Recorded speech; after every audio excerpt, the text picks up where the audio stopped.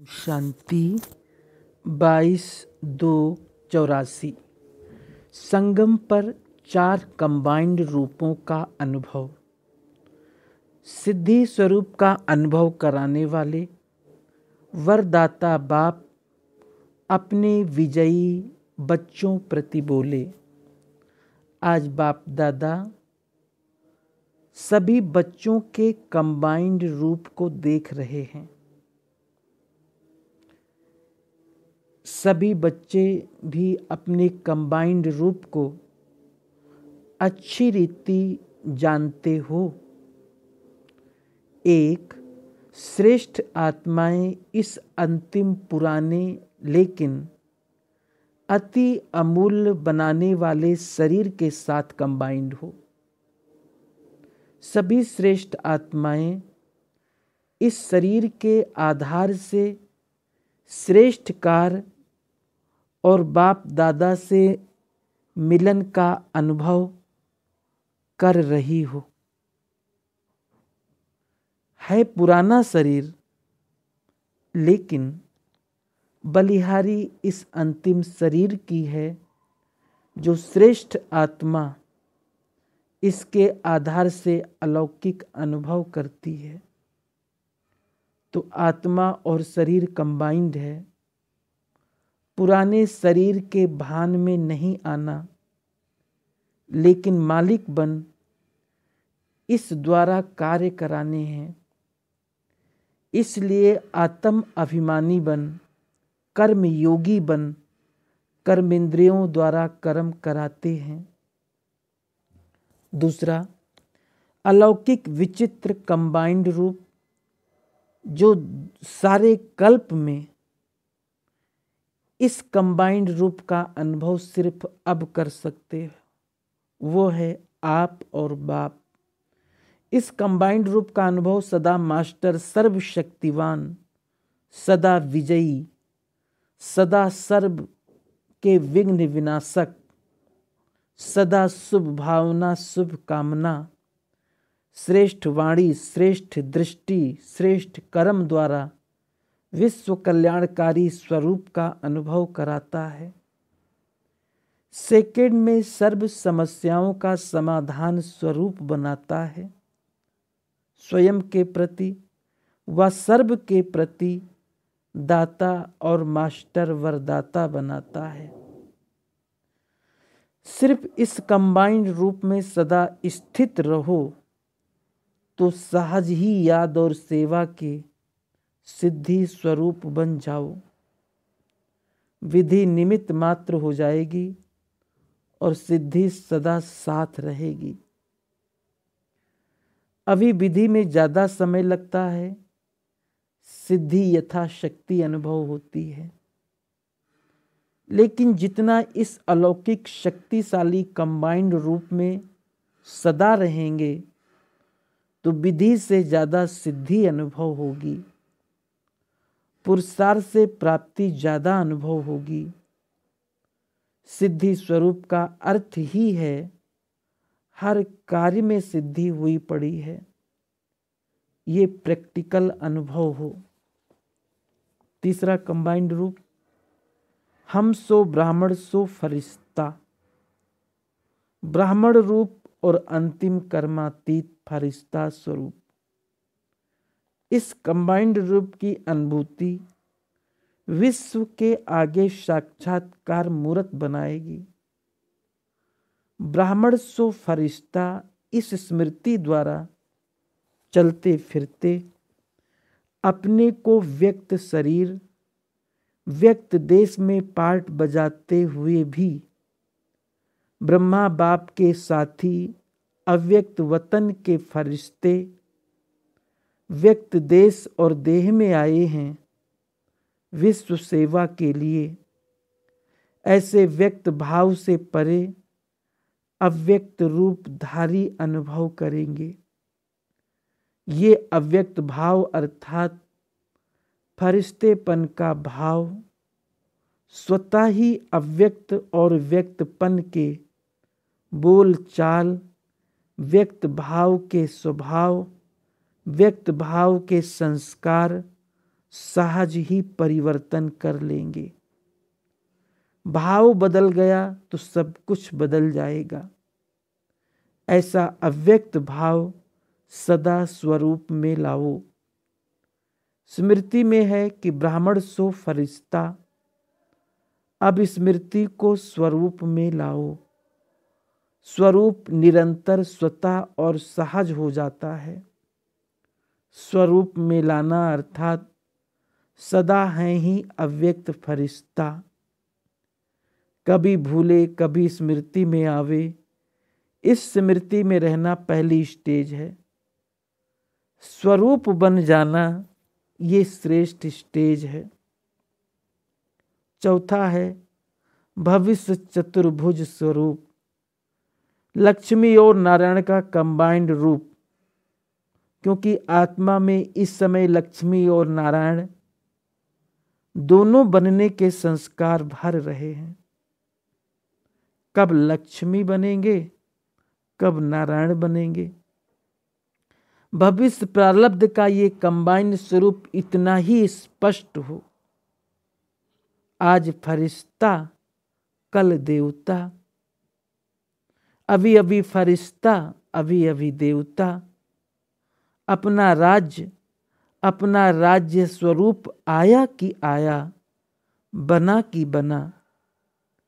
ऐसे संकल्प स्पष्ट और शक्तिशाली हूं, क्योंकि आपके इस स्पष्ट समर्थ संकल्प के इमर्ज रूप से आपका राज्य समीप आएगा। आपका इमर्ज संकल्प नई सृष्टि को रचेगा, अर्थात सृष्टि पर लाएगा।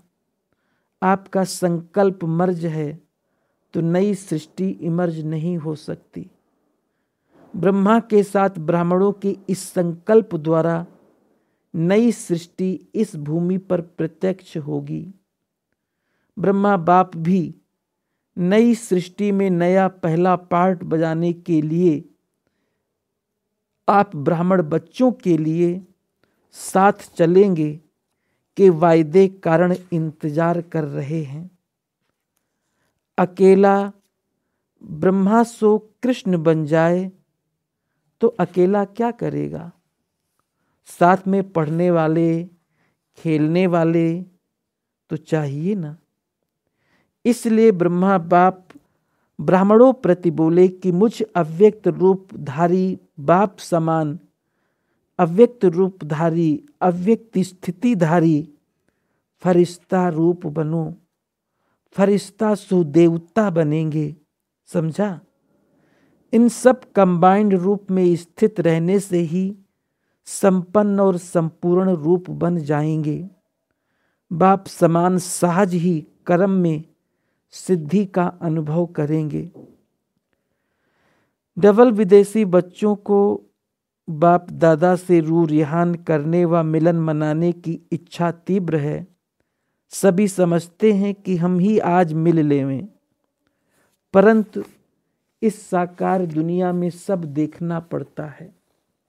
सूर्य चांद के अंदर की दुनिया है ना, उनसे परे की दुनिया में आ जाओ तो सारा समय बैठ जाओ। बाप दादा को भी हर बच्चा अपनी अपनी विशेषताओं से प्रिय है। कोई समझे ये प्रिय है, हम कम प्रिय हैं, ऐसी बात नहीं है। महारथी अपनी विशेषता से प्रिय हैं और बाप के आगे अपने अपने रूप से सब महारथी हैं, महान आत्माएं हैं, इसलिए महारथी हैं। ये तो कार चलाने के लिए किसको स्नेह से निमित्त बनाना होता है, नहीं तो कार के निमित्त अपना अपना स्थान मिला हुआ है। अगर सभी दादी बन जाएं तो काम चलेगा, निमित्त तो बनाना पड़े ना।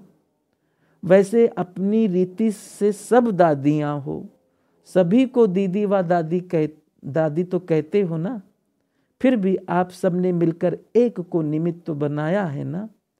सभी ने बनाया व सिर्फ बाप ने बनाया। यह सिर्फ निमित्त कारोबार अर्थ अपने अपने कार्य अनुसार निमित्त बनाना ही पड़ता है। इसका ये मतलब नहीं कि आप महारथी नहीं हो, आप भी महारथी हो, महावीर हो, माया को चैलेंज करने वाले महारथी नहीं तो क्या हुए।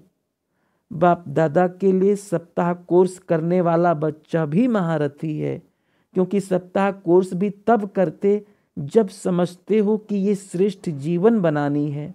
चैलेंज किया तो महारथी महावीर हुआ। बाप दादा सदैव एक स्लोगन सभी बच्चों को कार में लाने के लिए याद दिलाते रहते। एक है अपनी स्वस्थिति में रहना, दूसरा है कारोबार में आना। स्वस्थिति में तो सभी बड़े हो, कोई छोटा नहीं। कारोबार में निमित्त बनाना ही पड़ता है, इसलिए कारोबार में सदा सफल होने का स्लोगन है रिगार्ड देना, रिगार्ड लेना। दूसरे को रिगार्ड देना ही रिगार्ड लेना है। देने में लेना भरा हुआ है। कभी भी प्रयत्न करने व मांगने से नहीं मिलता। रिगार्ड दो और रिगार्ड मिलेगा। रिगार्ड लेने का साधन ही है रिगार्ड देना। आप रिगार्ड दो और आपको नहीं मिले, ये हो नहीं सकता। लेकिन दिल से दो, मतलब से नहीं। जो दिल से रिगार्ड देता है उसको दिल से रिगार्ड मिलता है। मतलब का रिगार्ड देंगे तो मिलेगा भी मतलब का। सदैव दिल से दो और दिल से लो। इस स्लोगन द्वारा सदा ही निर्विघ्न, निरसंकल्प, निश्चिंत रहेंगे। मेरा क्या होगा ये चिंता नहीं रहेगी। मेरा हुआ ही पड़ा है, बना ही पड़ा है, निश्चिंत रहेंगे। और ऐसी श्रेष्ठ आत्मा की श्रेष्ठ प्रारब्ध वर्तमान और भविष्य निश्चित ही है। कोई इसको बदल नहीं सकता, कोई किसकी सीट ले नहीं सकता। निश्चित है, निश्चिंत की निश्चित है। इसको कहा जाता है बाप समान फॉलो फादर करने वाले। समझा। डबल विदेशी बच्चों पर तो विशेष स्नेह है, मतलब का नहीं, दिल का स्नेह है। बाप दादा ने सुनाया था, एक पुराना गीत है, ऊंची ऊंची दीवारें। ये डबल विदेशियों का गीत है। समुद्र पार करते हुए धर्म, देश, भाषा सब ऊंची ऊंची दीवारें पार करके बाप के बन गए, इसलिए बाप को प्रिय हो। भारतवासी तो थे ही देवताओं के पुजारी, उन्होंने ऊंची दीवारें पार नहीं की है, लेकिन आप डबल विदेशियों ने ये ऊंची ऊंची दीवारें कितनी सहज पार की है।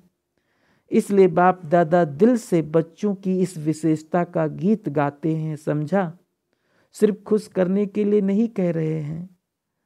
कई बच्चे रमत गमत में कहते हैं कि बाप दादा तो सभी को खुश कर देते हैं, लेकिन खुश करते हैं अर्थ से। आप अपने से पूछो, बाप दादा ऐसे ही कहते हैं या प्रैक्टिकल में है? ऊंची ऊंची दीवारें पार करके आए हो ना, कितनी मेहनत से टिकट निकालते हो, यहाँ से जाते ही पैसे इकट्ठे करते हो ना। बाप दादा जब बच्चों का स्नेह देखते हैं, स्नेह से कैसे पहुँचने के लिए साधन अपनाते हैं, किस तरीके से पहुँचते हैं, बाप दादा स्नेही आत्माओं का स्नेह साधन देख, लगन देख खुश होते हैं। दूर वालों से पूछो कैसे आते हैं, मेहनत करके फिर भी पहुँच तो जाते हैं ना।